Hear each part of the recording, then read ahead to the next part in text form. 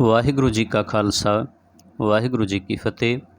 ਗੁਰੂ ਰੂਪ ਸਤ ਸੰਗਤ ਜੀਓ, ਗੁਰੂ ਨਾਨਕ ਦੇਵ ਜੀ ਮਹਾਰਾਜ ਵੱਲੋਂ ਗੁਰਬਾਣੀ ਵਿੱਚ ਰਾਮਕਲੀ ਕੀ ਵਾਰ ਅੰਦਰ ਇੱਕ ਬਚਨ ਹੈ, ਅਜੈ ਸੋ ਰੋਵੈ ਭੀਖਿਆ ਖਾਏ, ਐਸੀ ਦਰਗਹਿ ਮਿਲੈ ਸਜਾਏ।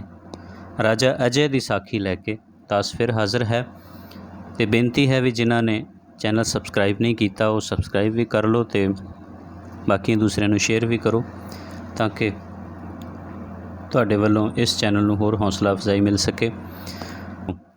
ਰਾਜਾ ਅਜੈ ਬੜੇ ਉੱਘੇ ਵਿਦਵਾਨ ਹੋਏ ਨੇ।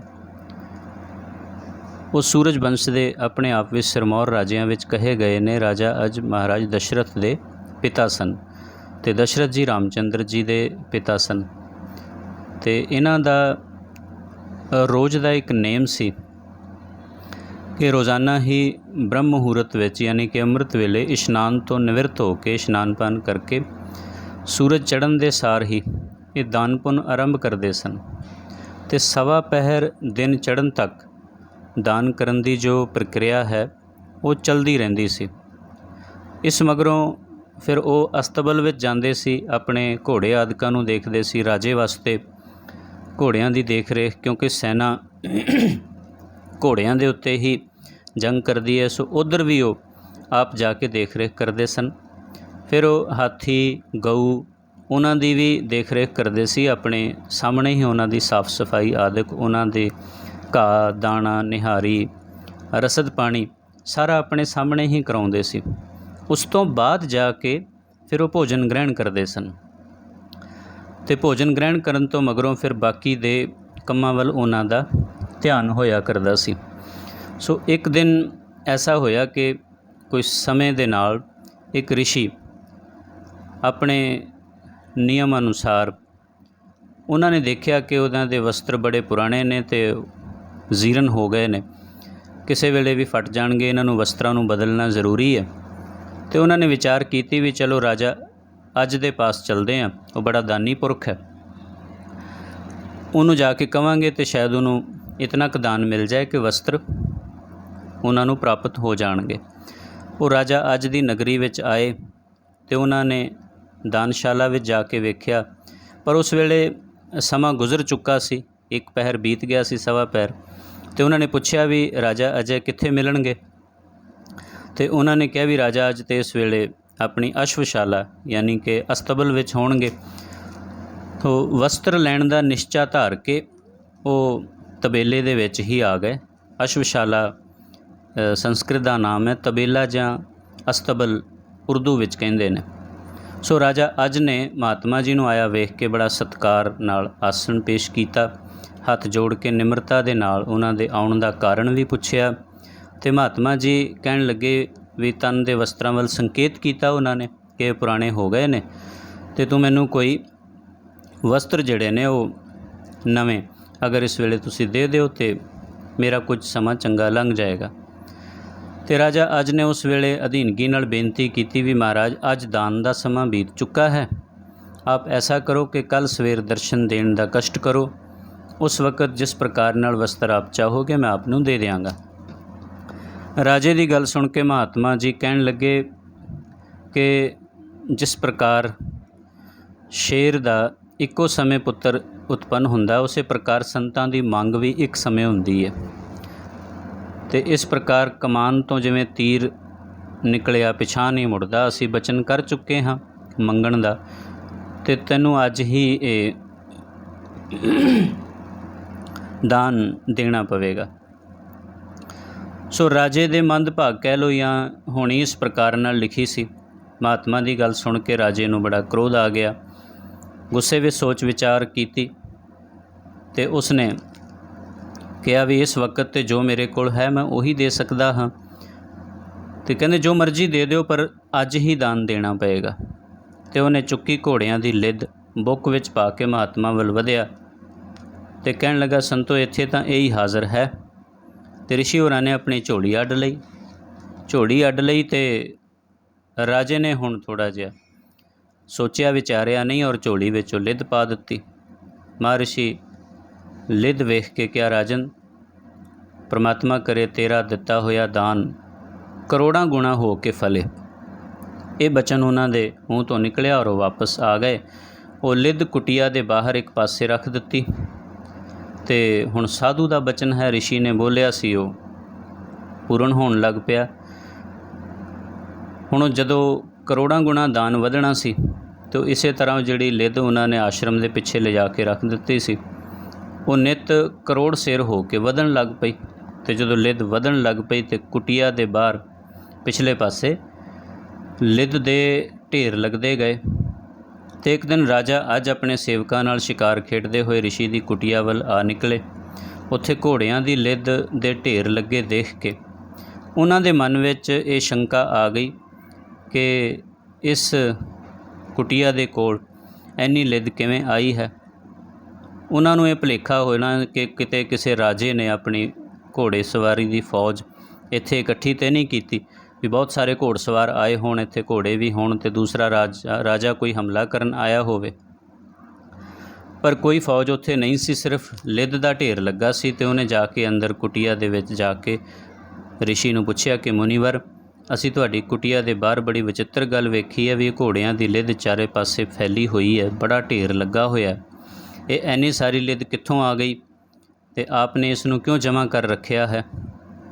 तो उस प्रकार नाल जदों राजे ने पुछया तो उन्हां कहा भी ये राजन, ये ते तूं ही दान दित्ती है और दान लैके असीं ही ये बचन कीता सी कि तेरा दान करोड़ां गुणा प्रफुल्लित होवे।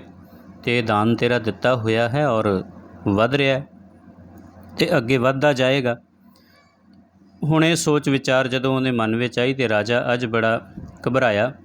वो जानदा सी कि ऋषि होरां ने जो बचन किया है तो पूरा होवेगा। तो उन्हें एक बेनती की कि महाराज इसका कोई हल नहीं है। कहने लगे हल कोई नहीं है, ये तो तू दान दिता है और दान दिता होया अगे जन्म मिलदा तो तैनूं खाना पेगा। वो खिमा याचना करन लगा, लेकिन पर किसी तरीके दे नाल वो खिमा याचना दे विच तब्दील ना होए। वो कहने लगे नहीं तो खानी पेगी। तो राजा अज ने फिर बेनती की कि कोई उपाय दस दिओ इसका भी मैनूं ना खानी पे। तो कहने लगे भी देख राजा, भी अगर इसका हल इक्को ही है कि अगर तेरी निंदा होवे, जिवें श्री राग विच गुरु नानक साहब महाराज ने एक बचन लिखिया, पर निंदा पर मल मुख शुद्धि। अगर असी पराई निंदा करते हाँ तो समझो असी दूसरे की मैल जिहड़ी है वो मुख दे राही खांदे हाँ, मतलब दूसरे की गंदगी असी मुख राही खा लैंदे हाँ। उही स्पष्ट ये अर्थ ने, कोई होर घुमा फिरा के कर दे तो गल वखरी है, पर निंदा करनी दूसरे की गंदगी खाण दे बराबर है। लोग आम तौर पर कहते हैं कि जी निंदा करनी दूसरे दे मैल धोनी है। मैल सिर्फ धोनी नहीं, वो धोती मैल जिहड़ी है मैल वो खाई जाती है। पर निंदा पर मल यानी पराई मैल मुख शुद्धि, फिर वो मुख दे विच जांदी यानी कि खानी पैंदी है। तो महर्षि कहन लगे भी पराई निंदा तेरी होवे यानी कि दूसरे लोग तेरी निंदा करन ते निंदक दे वो हिस्से चली जाती है। इसलिए जेकर तू इस लिद दे खाण तो बचना चाहुंदा है तां तू दूजियां पासों अपनी निंदा करवा। तेरे निंदक ये लिद नूं विष्टा रूप समझ के खा जाणगे, खत्म हो जाएगी।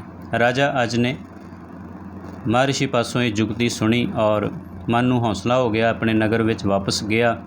विचार करन लगा कि किहड़ा उपाव करे जिस नाल उसकी निंदा ते बुराई होनी शुरू हो जाए।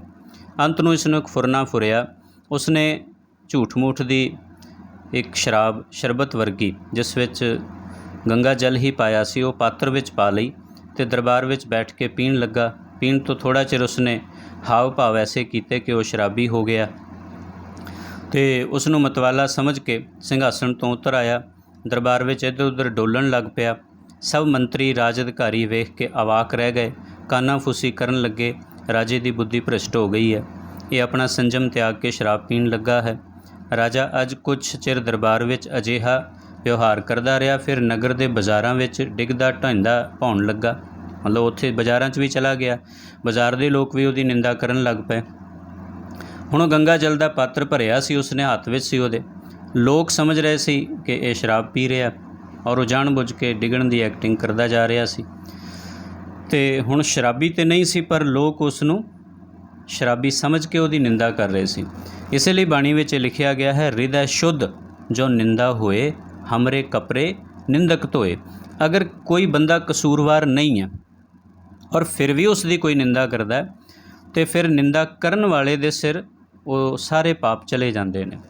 इत्थे बस नहीं, राजे ने इसे तरह कई अनर्थ कर मारे, कई प्रकार दे उसने लोगों नूं तंग कीता अते इसे प्रकार नाल अपने घर दे विच भी अपनी धी नूं उसने बाहों फड़ के धक्का दिता, उन्हें भी बुराई कर दी, क्योंकि परिवार दे भी जी बुराई करनगे तां ही वो सारे लोगों ने बुराई करनी सी। तो हुण परिवार दे भी लोग जिहड़े ने बुराइयां करन लग पे, पत्नी बुराइयां करन लग पई, जो राज दरबार विच रहिंदे सन सारे जी बुराइयां करन लग पे। तो यह सारा सवांग करन तो बाद राजा अज की निंदा ते अपजस होया ते लिद दे अंबार खत्म हो गए। जो ढेर लगा होया सी वो सारी उन्हां दे हिस्से चली गई जिन्हां जिन्हां ने निंदा कीती सी। लेकिन उस तो बाद फिर राजा अज ने पूछया भी जो थोड़ी जी रह गई है ਇਹਦਾ कोई हल नहीं है। तो महर्षि कहन लगे बई ये तो वो है जिहड़ी तूं साडी झोली विच पाई सी, ते ये लिद तां तैनूं खानी ही पवेगी ते ये मुक्केगी नहीं। राजा अज ने कहा, कहन लगे ਇਹਦਾ भी कोई अगर हल हो जाए। तो वो महर्षि कहन लगे ਇਹਦਾ हल तां है जद कोई ज्ञानवान पुरुष, कोई महात्मा, कोई भगती करन वाला तेरी निंदा करे। हालांकि भगती करन वाले ज्ञानवान किसी की निंदा नहीं करते, क्यों जिहड़ा निंदा करता वो ज्ञानवान हुंदा ही नहीं है, और जो ज्ञानवान हुंदा वो किसी की निंदा नहीं करेगा।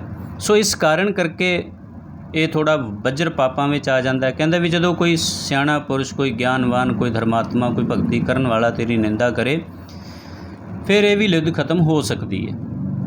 ये सुन के राजा अजे वापस आया और उन्हें रात के समय एक हीण मनुख का भेष बनाया और वो महर्षि वशिष्ठ जी के पास गया। वशिष्ठ जी अपने बिस्तरां पर लेटे सन, उन्हां दे पास बैठ के चरण दबाण लगा ते नाल ही गल्लां करन लगा। इधर उधर दियां मार के राजा अज ने खुनामी शुरू कर दित्ती। उन्हां नूं